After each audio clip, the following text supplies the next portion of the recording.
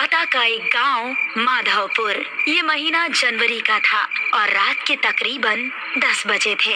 रात के सन्नाटे में झिंगुरों की आवाजें माहौल को थोड़ा डरावना बना रही थी। ऐसे में दो लोगों के कदम गांव की तरफ बढ़े जा रहे थे। अरे वाह यार, आज तो मजा ही आ गया। सही कहा तूने, बहुत मस्त नाच किया था उस पतली कमर वाली लड़की ने, नहीं?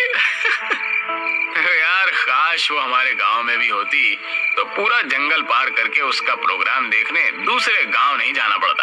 अरे यार कदम तेज तेज बढ़ा, मुझे तो ये सोचकर डर लग रहा है कि घर पर क्या बहाना बनाएंगे। अरे हम कुछ ही मिनटों में गांव पहुंच जाएंगे। वो देख, वो कच्चा रास्ता आ गया। उसकी बात सुनकर महेश ने उस कच्चे रास्ते की तरफ देखा जिस तरफ कोई नहीं जाता था। तू पागल हो गया क्या? हम इस रास्ते से जाएंगे ये जानते हुए कि इसके बारे में कैसी कैसी अफवाहें फैली हैं। अरे तू भी ना महेश, खुद ही अपने मुंह से कह रहा है कि अफवाह फैली है और फिर डर भी रहा है। मेरी बात मान, इस रास्ते से चलते हैं। 5 मिनट के अंदर हम गांव में होंगे, वरना भले रास्ते से जाएंगे तो 1.5 घंटा लग जाएगा। उसकी बात सुनकर महेश ने एक बार फिर से उस कच्चे रास्ते की तरफ देखा। वहाँ पर इस समय मौत का सन्नाटा छाया हुआ था। अरे चल यार, डरता क्यों है, मैं साथ हूँ ना। और उसको लेकर उस कच्चे रास्ते की तरफ बढ़ गया। दोनों अभी कुछ कदम ही चले थे कि उनको किसी के जोर जोर से सांस लेने की भयानक आवाज सुनाई दी।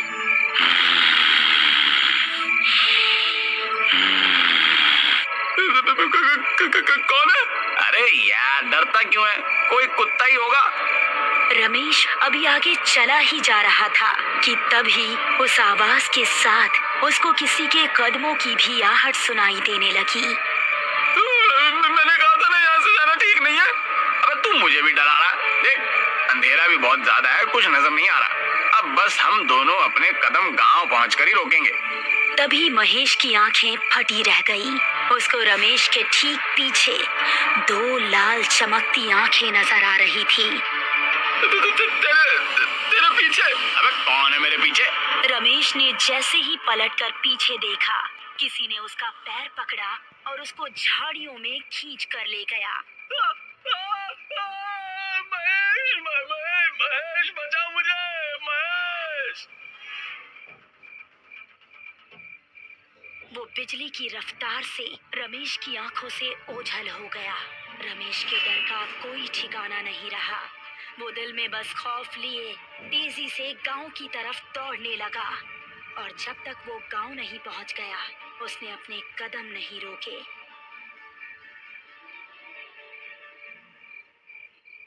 अगली सुबह जब वो गांव के कुछ आदमियों के साथ उस कच्चे रास्ते की तरफ गया तो उसको रमेश की लाश 2 टुकड़ों में जमीन पर पड़ी मिली। रमेश! उसकी आंखों से आंसू बह रहे थे और इस तरह इस कच्चे रास्ते का खौफ माधवपुर में और ज्यादा बढ़ गया। इस घटना के 3 महीने बाद मोहिनी, जो कि 21 साल की एक खूबसूरत लड़की थी, अपनी विधवा माँ और छोटी बहन मेघना के साथ इस गांव में रहने के लिए आई। बेटा, हमने वो गांव छोड़कर ठीक नहीं किया। अब पता नहीं यहाँ के लोग कैसे होंगे। मम्मी, थोड़ा तो एडजस्ट करना ही पड़ेगा ना। उस घर का किराया बहुत ज्यादा था। कुछ दिन यहाँ गुजार लेंगे तो सब नॉर्मल हो जाएगा।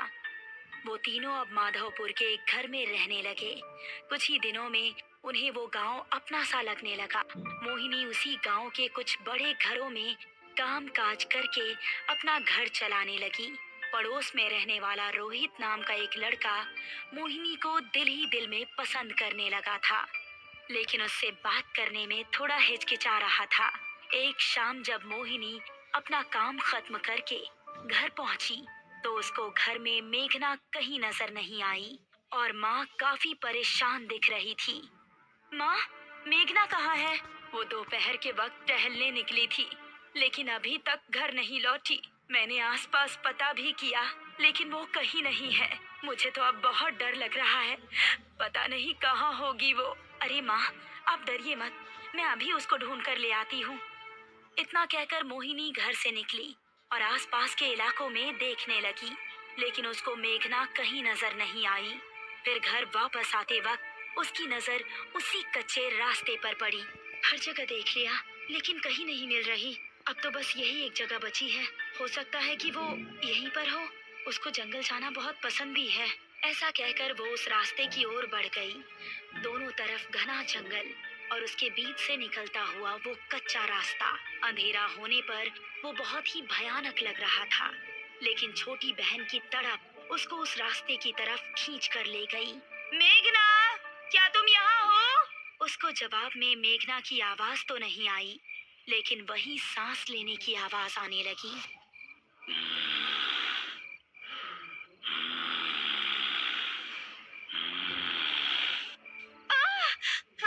ये किस जानवर की आवाज है? मेघना प्लीज, अगर तुम यहाँ हो तो कोई जवाब दो। अब वो डरती डरती तेज तेज कदम बढ़ाने लगी। तभी उसको महसूस हुआ कि किसी ने पीछे से उसका दुपट्टा पकड़ा है।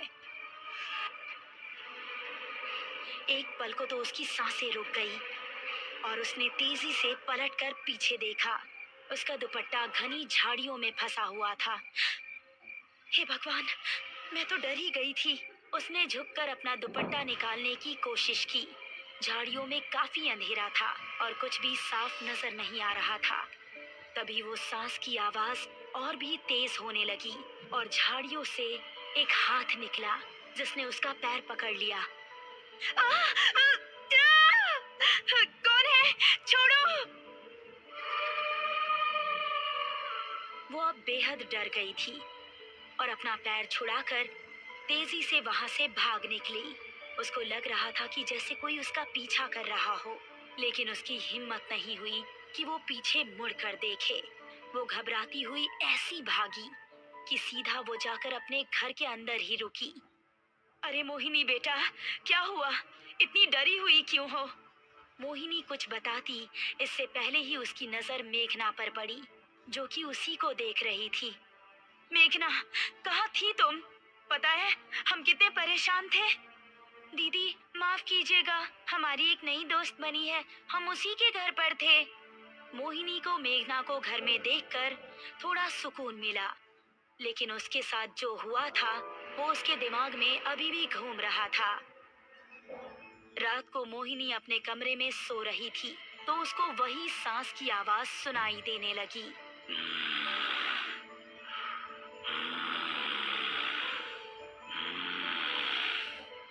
ये आवाज सुनकर वो जाग उठी और ये आवाज खिड़की की तरफ से आ रही थी। कौन है वहाँ? वो कमरे से निकली और घर के बाहर उसी मैदान में गई जो उसके कमरे की खिड़की के पीछे से दिख रहा था। कौन है? कौन हमारा नाम पुकार रहा था? मोहिनी ने गौर किया कि ये आवाज एक पेड़ के पीछे से आ रही है जिसके नीचे बहुत अंधेरा था। वो फिर भी हिम्मत करके उसकी तरफ कदम बढ़ाने लगी। जैसे ही वो उस पेड़ के पास पहुंची, किसी ने पेड़ के पीछे से निकलकर उसको कसकर गले लगा लिया। कौन है? छोड़ो हमें! अंधेरे में कुछ नजर नहीं आ रहा था, बस उन सांसों की आवाजें आ रही थी और महसूस हो रहा था कि जिसने भी उसको पकड़ा है उसका शरीर बेहद ठंडा है। बचाओ! बचाओ! उसकी चीखें सुनकर मेघना और उसकी माँ नींद से जाग गई।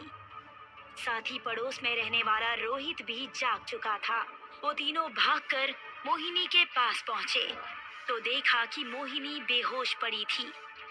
मोहिनी, मोहिनी! रोहित ने उसको गोद में उठाया और उसको उसके कमरे में लेकर आया। क्या हो गया है मेरी बच्ची को? ये आखिर वहां पहुंची कैसे? माँ और मेघना दोनों बेहद डरी हुई थी। तभी मोहिनी को होश आ गया और उसने आंखें खोलते ही रोहित को सामने देखा। आप कौन हैं? मोहिनी, ये हमारे पड़ोसी हैं। यही तुम्हें यहाँ पर लेकर आए। तुम घर के पीछे क्या कर रही थी?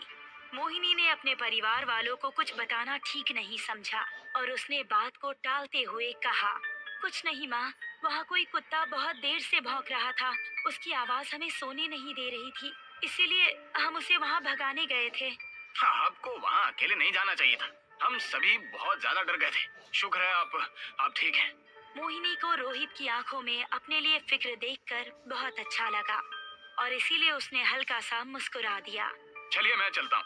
आपको कोई भी जरूरत हो तो बेझिझक मुझसे मदद ले सकती हैं। आखिर पड़ोसी तो पड़ोसी के काम आता है। ऐसा कहकर रोहित वहां से वापस अपने घर चला गया। वो अपने बेड पर लेटा ही था कि उसको वही सांस लेने की भयंकर आवाज सुनाई देने लगी।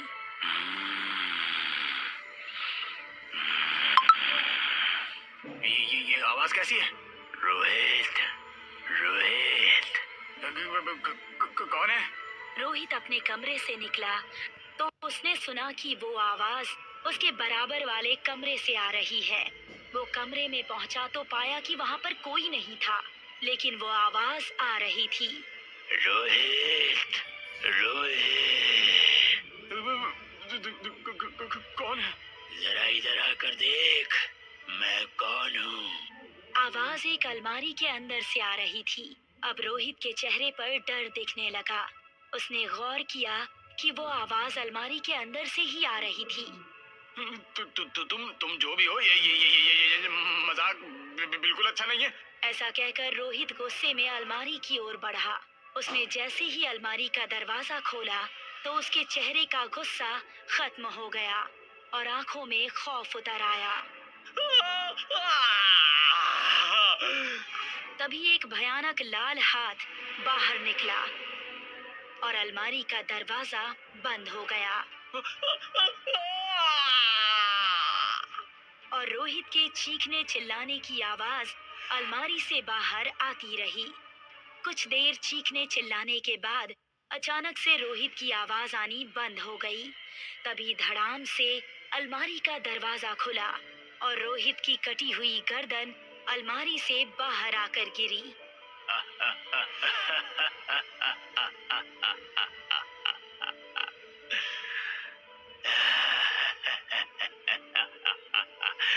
मोहिनी सिर्फ मेरी है, सिर्फ मेरी। आखिर क्या है उस कच्चे रास्ते का राज? वो भयंकर सांसें किसकी है और कौन है जो लोगों की जानें ले रहा है? मोहिनी की जिंदगी में अब आगे क्या होगा? इन सभी खौफनाक रहस्यों से पर्दा उठेगा इस कहानी के अगले पार्ट में जल्द ही।